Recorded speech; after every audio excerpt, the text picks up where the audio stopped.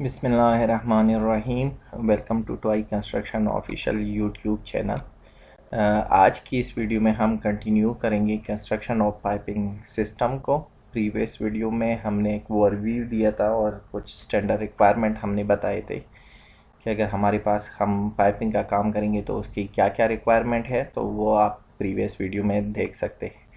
आगे की कुछ इम्पॉर्टेंट पैरामीटर्स है। कुछ दोस्तों के मैसेजेस आए थे कि हमें रियल पिक्चर्स के साथ पाइपिंग की इंस्टॉलेशन, ट्रेंच प्रिपरेशन और बाकी जो भी रिक्वायरमेंट है वो वीडियो में प्रेजेंट करके बता दे। तो इस वीडियो में हम इंशाल्लाह कोशिश करेंगे कि उन तमाम मिसिंग रिक्वायरमेंट को वन बाय वन इस वीडियो के अंदर डिस्कस करते। इस प्रेजेंटेशन के लिए ये जो हमारा टेबल ऑफ कंटेंट है इसको आप देखें। ये इम्पोर्टेंट टॉपिक पाइपिंग के रिलेटेड हम इस वीडियो प्रेजेंटेशन में डिस्कस करने वाले हैं। Standard requirement for piping system, यानी स्टैंडर्ड हमारे पास कौन कौन से स्टैंडर्ड है और उनकी क्या क्या रिक्वायरमेंट है अगर हम पाइप की इंस्टॉलेशन करें। बैक फिलिंग मटीरियल और सैम्पलिंग और टेस्टिंग। कंटेमिनेटेड यानी वो मटेरियल जिसको हम यूज़ नहीं कर सकते, रिजेक्टेड मटेरियल के कैटेगरी में आते हैं, तो वो कौन से होंगे। Type of soil as per CSM यानी जो हमारा कंस्ट्रक्शन सेफ्टी मैनुअल है उसमें जो टाइप ऑफ सॉइल डिस्कस हुई है वो क्या है, और ट्रेंच प्रिपरेशन की क्या रिक्वायरमेंट है। ट्रेंच की कंस्ट्रक्शन, फिर बेडिंग लेयर की प्रिपरेशन, बैक फिलिंग है, बैक फिलिंग की जो रिक्वायरमेंट है FDT वगैरह, फिर वाटर फ्लडिंग और वाटर शेडिंग ये क्या होती है, कहाँ हम इसको यूज़ करते हैं। FDT कंपैक्शन टेस्टिंग की जो रिक्वायरमेंट है वो क्या होंगे। ट्रस्ट ब्लॉक जहाँ पे हमारे प्रेशर पाइप जो है उनकी अगर डायरेक्शन चेंज हो रही है, कोई एल्बो आ रहा है, कोई एंगल्स आ रहा है, तो वहाँ पे हमें ट्रस्ट ब्लॉक देने हैं, तो उनकी क्या रिक्वायरमेंट है और किन जगहों पे हमें ज़रूरत होती है। रोड क्रॉसिंग है, पाइपलाइन क्रॉसिंग है या रेल रोड क्रॉसिंग है, वहाँ पे हमारे पास क्या रिक्वायरमेंट है स्टैंडर्ड्स के। पाइप जो है कंक्रीट के अंदर अगर कास्ट हो रही है तो वो में हम किन चीज़ों का ख्याल रखेंगे। Multiple pipe in same trench और साइज़ S070 साइज़ L450 की जो रिक्वायरमेंट है वो पाइपिंग के हवाले से क्या है। इस वीडियो में हम इन सब चीज़ों को वन बाय वन डिस्कस करेंगे। अगर आपको एक इन सब टॉपिक्स के अंदर एक पर्टिकुलर टॉपिक्स के बारे में मालूमात लेनी है या देखना है, तो इस वीडियो की डिस्क्रिप्शन में आप देखें कि वहाँ पे हमने इन सब पॉइंट्स को कैटेगराइज किया हुआ है चैप्टर वाइज। तो आप वहाँ पे उसी चैप्टर पे क्लिक करेंगे तो आपका जो रिक्वायर्ड फील्ड है या रिक्वायर्ड आपका जो चैप्टर है या रिक्वायर्ड जो आपका टॉपिक है वो आपके सामने आ जाएगा, तो आपको पूरी वीडियो देखने की ज़रूरत नहीं पड़ी। आगे बढ़ेंगे। Size S070 installation of utility piping system, इसकी जो रिक्वायरमेंट है मैंने इसको डिटेल में फिर नेक्स्ट प्रेजेंटेशन में डिस्कस करना है, लेकिन यहाँ पे जो मोटी मोटी और ज़्यादा इम्पोर्टेंट चीज़ें हैं उसको हम डिस्कस करने जा रहे हैं। तो अगर हमारे पास कोई एग्जिस्टिंग स्ट्रक्चर है और उसी के साथ हमने ट्रेंच बना के पाइप इंस्टॉल करनी है, तो वहाँ पे इस चीज़ का ख्याल रखा जाता है कि जो एंगल ऑफ इम्पैक्ट है या लाइन ऑफ लोड बेयरिंग है वो 45 एंगल जो है वो उसके अंदर कोई भी आपका केबल, कोई भी आपका पाइपिंग सिस्टम नहीं होना चाहिए।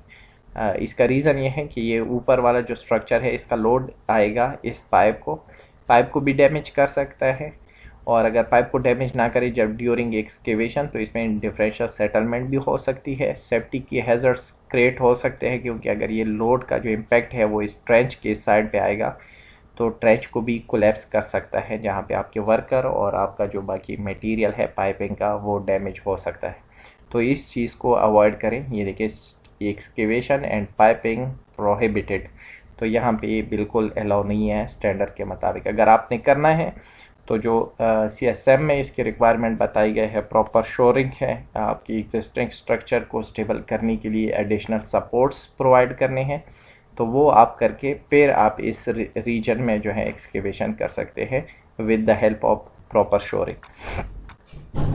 साइज़ L450 जिसमें construction of on land and near शोर पाइपलाइन के बारे में डिस्कशन है। वहाँ पे हमें कुछ क्रॉस सेक्शन दिए गए हैं कि हम अगर पाइपलाइन को ज़मीन के अंदर दबाएंगे तो उसकी क्या रिक्वायरमेंट होगी। जैसे बेडिंग लेयर है 200 mm मिनिमम रखना है, आपका बेड का जो विड्थ है यानी ट्रेंच की जो विड्थ है बॉटम में वो आपने डी यानी dia of pipe plus 400 200 each side आपने एडिशनल रखनी है, मिनिमम रिक्वायरमेंट है। और आगे बढ़ेंगे तो इसमें कुछ और भी आपके जैसे ये दिया हुआ है, साथ में ये पैरामीटर दिया हुआ है जहाँ पे हमारे पास रॉकी एरिया होगा या स्टेबल सॉइल होगी जहाँ पे आपको एक्सकेवेशन स्ट्रेट करनी है। जैसे हम ये देखें प्रीवियस में ये स्लोप में है और इसमें यहाँ पे देखें आप स्ट्रेट एक्सकेवेशन हुई है पाइपिंग के लिए, तो ये जब स्टेबल रॉक होगा तो वहाँ पे हम इसी तरह की एक्सकेवेशन करेंगे। इसकी डिटेल आगे हम इस वीडियो में और बयान करेंगे कि स्टेबल रॉक क्या है, टाइप ऑफ सॉइल जो CSM में डिस्कस हुए हैं वो क्या है और उसकी ट्रेंच के हवाले से क्या रिक्वायरमेंट है। इसी तरह हार्ड एरिया है या सब पैड डिटेल है, तो ये देखें यहाँ पे भी इन्होंने सारे पैरामीटर जो 1 बाई 1 डिस्कस किए। इसके जो नोट्स है साइज L450 की, ये समझ लो आपके जनरल नोट्स हैं जैसे आपके जनरल नोट्स ड्राइंग में दिए जाते हैं। तो ये देखिए बैकफिल जो आपका मटेरियल है, अगर रॉकी एरिया है तो वहाँ पे जो मटेरियल यूज़ होगा वो अगर 6 mm से 150 mm यानी 6 इंच से ज़्यादा लार्जर रॉक्स उसमें नहीं होने चाहिए। बैकफिलिंग उस एरिया में जहाँ पे सैंडी एरिया है तो वहाँ पे 2 इंच से ज़्यादा बड़े साइज़ के जो बैकफिलिंग मटेरियल है वो नहीं होना चाहिए।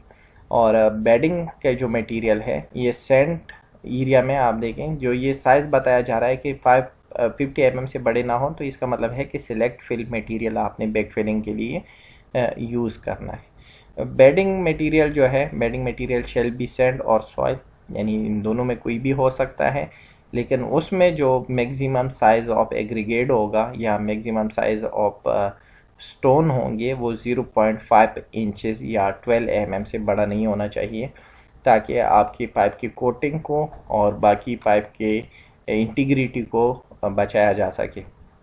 बाकी भी जहाँ पे हमारे पास स्टेबलाइज करना है सॉइल को ताकि इन्वायरमेंटल जो इम्पैक्ट आते हैं वो उस मटेरियल को ब्लो आउट ना करें, बारिशें होती हैं तो वॉश आउट ना हो, तो इसलिए जब भी हम बम बनाएं तो वहाँ पे हमने सॉइल को स्टेबल रखने के लिए स्टेबलाइज मटेरियल यूज़ करना है।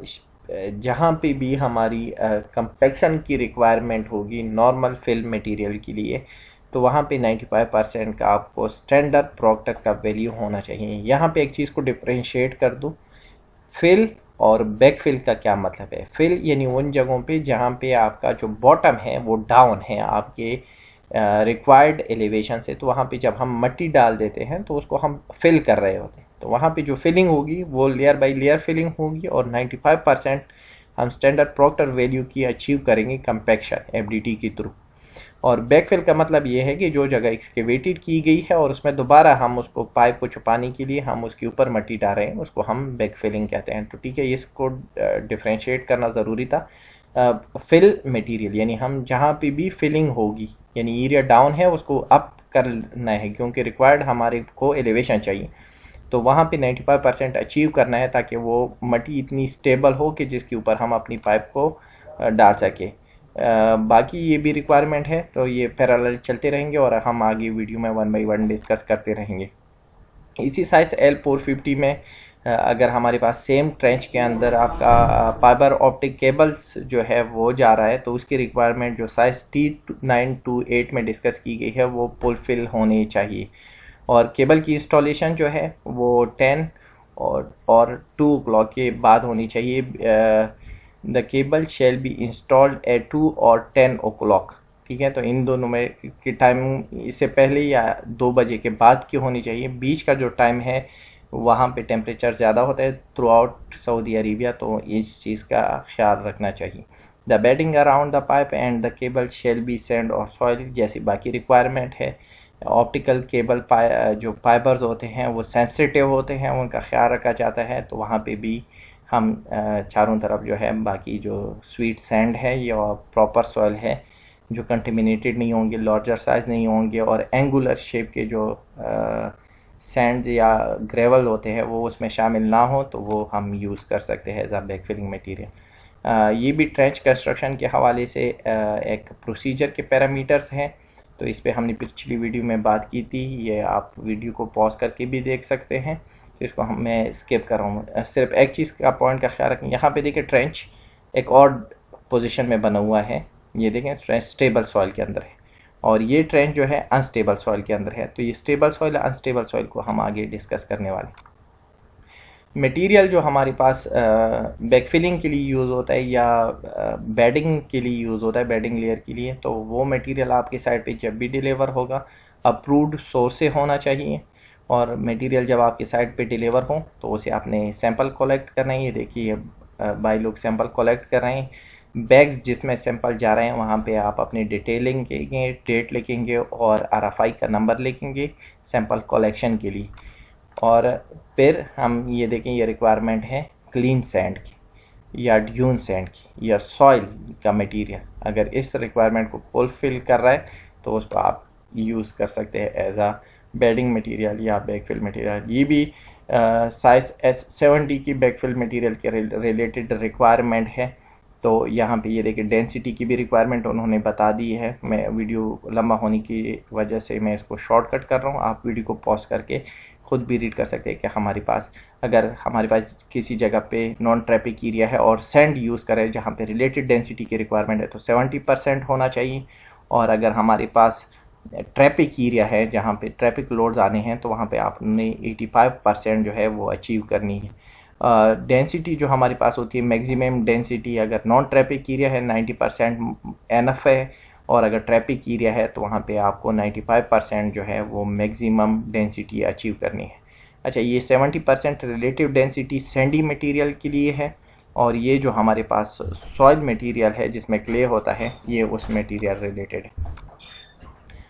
ये रिक्वायरमेंट हमने प्रीवियस वीडियो में डिस्कस की तो इसको हम यहाँ स्किप कर रहे हैं। ये मटेरियल अभी अगर आपके पास इस तरह का मटेरियल साइड के ऊपर डिलीवर हो जाए और आप प्रॉपर सीविंग ना करें तो ये मटेरियल रिजेक्टेड है। ये देखें सारा मटेरियल कंटेमिनेटेड है, और ये देखें तकी भाई खड़े हैं और इन चीज़ों को देख रहे हैं। इसी तरह ये मटेरियल हैं, इसमें देखें आपके बड़े बड़े स्टोन्स और ये पत्थर शामिल हैं। तो ये मटेरियल या तो पूरा रिजेक्ट हो जाएगा, इसको आप रिजेक्ट करेंगे क्योंकि ये कंटेमिनेटेड मटेरियल है, यूज़ नहीं हो सकता, या इसके लिए सीव लगा के प्रॉपर सीविंग के बाद इस मटेरियल को यूज़ कर सकते हैं।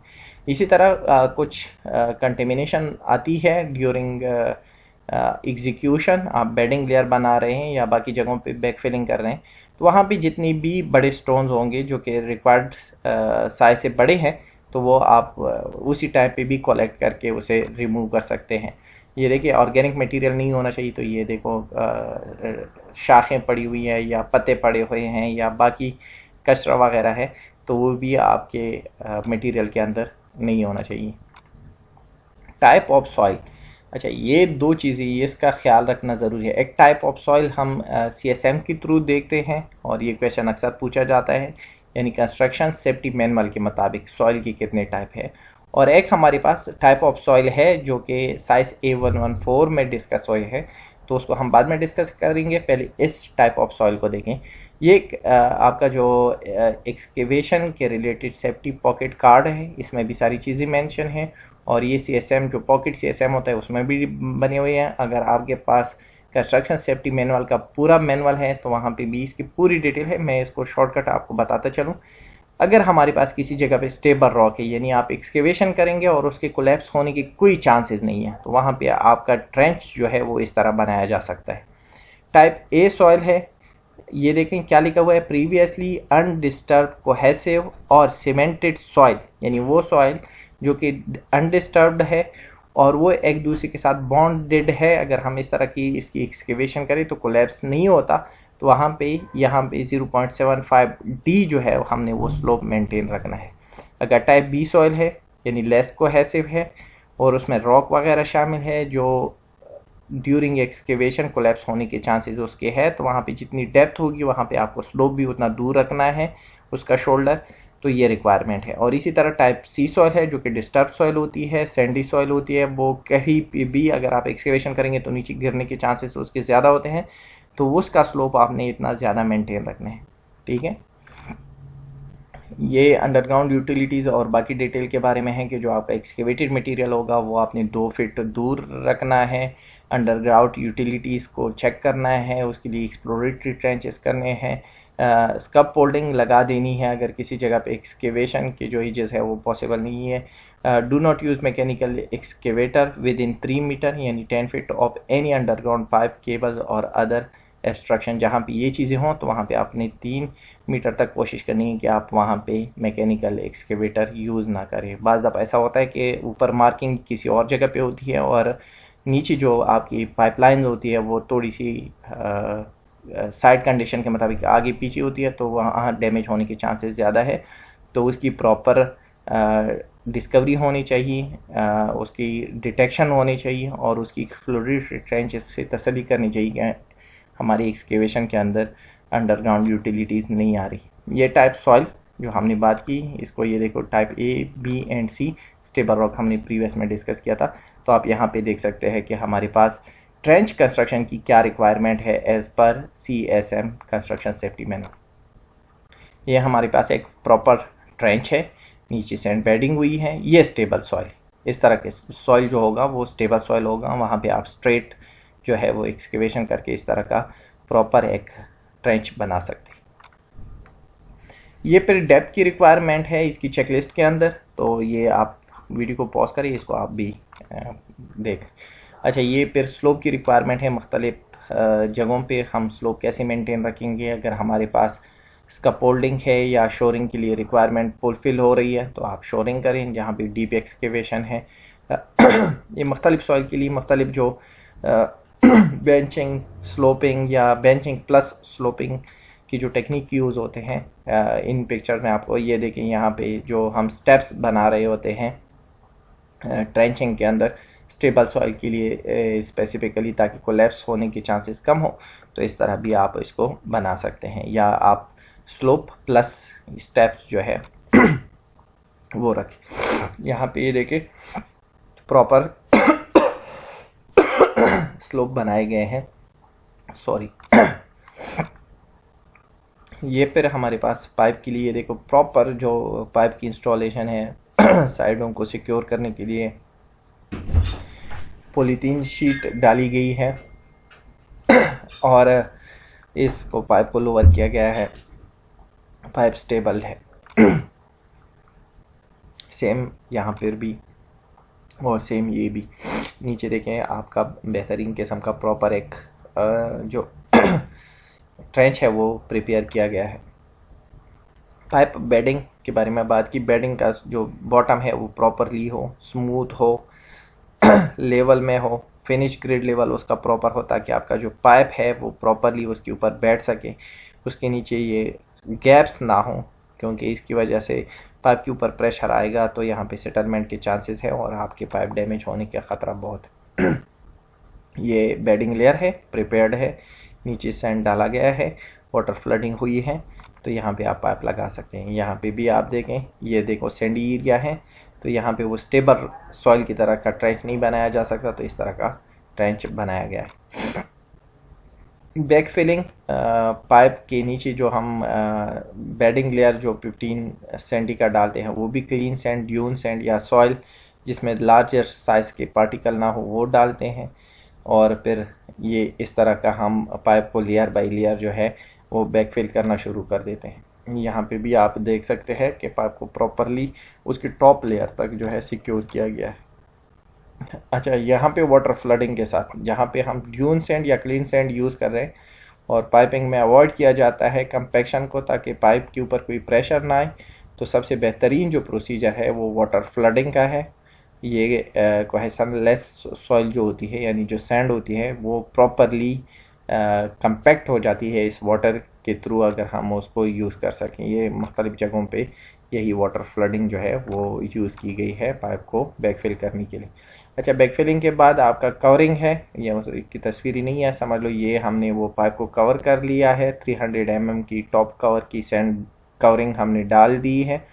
इसको प्रॉपर करेंगे, आप अपनी एलिवेशन को मेंटेन रखेंगे और फिर उसके ऊपर जो वार्निंग टैप की रिक्वायरमेंट है साइज S070 की, वो फुलफिल करना है ताकि नेक्स्ट टाइम जब भी एक्सकेवेशन हो या जब भी कोई नई कंस्ट्रक्शन एक्टिविटी आ रही हो तो ये वार्निंग टेप से पता चले कि अंदर जो है वो हमारे यूटिलिटी के पाइप या बाकी गैस या ऑयल के पाइप्स लगे हुए। ये वाटर फ्लडिंग की कुछ और पिक्चर है। ये GFRP की जो टैंक है उसकी इंस्टॉलेशन है, और उनको कवर करने के लिए, क्योंकि इस पर भी प्रेशर आप नहीं डाल सकते, तो सैंड बैक फिलिंग के थ्रू वाटर शेडिंग या वाटर फ्लडिंग इस तरह से होगी लेयर बाई लेयर, यानी 1 2 3 4 5 6 ये लेयर ऑलरेडी लगे हुए हैं, तो आपने इसको लेयर बाई लेयर करके बैक फिल कर देना है। इस तरह से ये पूरा फिर बैक फिल हो जाएगा, और ये सॉइल, ये सैंडी सॉइल, ये प्रॉपरली कंपैक्ट हो जाता है इस प्रोसेस के थ्रू। FDT की रिक्वायरमेंट, अगर हमारे पास सैंड है तो 70% की है, यानी कोहेसिव लेस सॉइल की जो रिक्वायरमेंट है FDT की वो 70% है। और अगर ये हमारे पास नॉन ट्रैपिक एरिया है तो वहाँ पे 70% रखेंगे। अगर ट्रैपिक एरिया होगा तो हमने 85% जैसे पिछले स्लाइड में मैंने दिखा दिया था। तो इस तरह आपने अपनी सरफेस की प्रिपरेशन करनी है और FDT लगा देना है। ये देखो प्रॉपर तरीके से FDT के रिक्वायरमेंट को फुलफिल किया गया है। ये हमारे पास टॉक्सलर मशीन है। अच्छा, इसकी क्या रिक्वायरमेंट है? जो सॉइल के हमने सैंपल लेबॉर्ट्री भेजे थे तो उनके रिपोर्ट आ जाती हैं, वहाँ पे आपका सॉइल आइडेंटिफाइड होता है कि कोहेसिव सॉइल है या एडहेसिव सॉइल है। प्लास्टिक लिमिट, इलास्टिक लिमिट वो दिए जाते हैं, प्लास्टिसिटी इंडेक्स दिया जाता है। और अगर आपके पास सिलेक्ट फिल कैटेगरी रिक्वायर्ड है तो सिलेक्ट फिल की कैटेगरी वहाँ बताई जाती है कि 50 mm के सीव से इसकी कितनी परसेंटेज हमने अचीव किए हैं। और इसके साथ साथ आपको दो वैल्यू और दिए जाते हैं, एक प्रॉक्टर वैल्यू दिया जाता है और एक हमारे पास जो है वो मॉइस्चर कंटेंट का वैल्यू दिया जाता है, जो बाद में हम जब बैकफिलिंग करेंगे तो यूज़ करेंगे। सैंड के लिए आपको रिलेटिव डेंसिटी की वैल्यू, यानी मिनिमम और मैक्सिमम डेंसिटी की वैल्यू रिक्वायर्ड होती है, वो आपको उसी सॉइल रिपोर्ट में जिसके हमने सैंपल लिए थे उसमें मिल जाएगा, और आपने अपने टॉक्सलर मशीन में यूज़ करना है और अपनी FDT की जो रिक्वायर्ड कंपैक्शन वैल्यू है वो आपने कैलकुलेट करनी है। अच्छा, ट्रस्ट ब्लॉक पाइपिंग में कहाँ यूज़ होंगे? जहाँ पे भी प्रेशर पाइपलाइन है, एक तो ग्रेविटी पाइपलाइन होती है, प्रेशर पाइपलाइन है जहाँ पे भी हमारी डायरेक्शन पाइप के चेंज हो रहे हैं। प्रेशर पाइपलाइन में अगर डायरेक्शन चेंज होती है तो यहाँ पे प्रेशर की वजह से स्ट्रेसेस ज़्यादा आ जाते हैं, पाइप के डैमेजेस के चांसेस होते हैं, जो जॉइंट लगे हैं वो लूज़ होने के चांसेस बनते हैं। तो वहाँ पे हम क्या करते हैं, उसको स्टेबल करने के लिए, उसके शॉक को एब्जॉर्ब करने के लिए ट्रस्ट ब्लॉक, कंक्रीट के ट्रस्ट ब्लॉक लगाते हैं ताकि वो शॉक को एकमुलेट किया जा सके। तो जब भी डायरेक्शन चेंज होगी या एलिवेशन चेंज होगी वहाँ पे हमने इस तरह के ट्रस्ट ब्लॉक लगाने हैं। अच्छा, सॉइल टाइप है, फिर जब हम ये डिज़ाइन करेंगे तो वो सेप बेयरिंग प्रेशर क्या होगा सॉइल का, वो यहाँ पे इन्होंने मेंशन किया हुआ है। ट्रस्ट ब्लॉक की रिक्वायरमेंट साइज S070 में क्या है तो यहाँ पे आप उसको डिटेल में पढ़ सकते हैं। वीडियो लंबा हो जाएगा, 1 by 1 में इसको एक्सप्लेन इसलिए नहीं कर रहा। ये फिर ट्रस्ट ब्लॉक है, ये बड़े साइज़ का ट्रस्ट ब्लॉक है, रिबार का। ये देखिए पाइपलाइन की बिल्कुल बीच में एक ट्रस्ट ब्लॉक लगाया जाता है प्रेशर पाइपलाइन में, ताकि ये पाइप को कंट्रोल किया जा सके अपने पोजीशन के अंदर। ये ट्रस्ट ब्लॉक, नीचे एक हमने लीन कंक्रीट की, फिर रिबार लगा दिया, फॉर्मवर्क लगा दिया, जो कंक्रीट की एक्टिविटी है, फॉर्मवर्क की कंप्लीशन, ये हो गई कंक्रीट, आपका ट्रस्ट ब्लॉक बन गया, सरफेस प्रिपरेशन और फिर कोटिंग। सिमिलरली जहाँ पे छोटे पाइपलाइन हैं, जहाँ पे डायरेक्शन चेंज हो रही है, तो इस तरह के ट्रस्ट ब्लॉक, ताकि इस प्रेशर को एकमुलेट किया जा सके। देखें ये पाइपलाइन का हल्का सा चेंज हुआ है डायरेक्शन, तो हमने दो जगह पे इसको ट्रस्ट ब्लॉक दे दिए। ये भी एक टाइप ऑफ ट्रस्ट ब्लॉक है, शेप थोड़ा सा चेंज। ये देखिए एलिवेशन चेंज हो रहा है तो भी ट्रस्ट ब्लॉक दिया गया है। यहाँ पे भी ये देखिए पाइप आ रहे हैं, उनकी डायरेक्शन ही चेंज हो रही है तो भी ट्रस्ट ब्लॉक है। यहाँ पे ये देखिए यहाँ से पाइप आएगा उधर जाएगा, तो इसके लिए भी हमने दो मुख्तलिफ जगहों पे ट्रस्ट ब्लॉक दे दी है, तो ये होना चाहिए। अच्छा, रोड क्रॉसिंग एक इम्पॉर्टेंट पैरामीटर है पाइपिंग के हवाले से।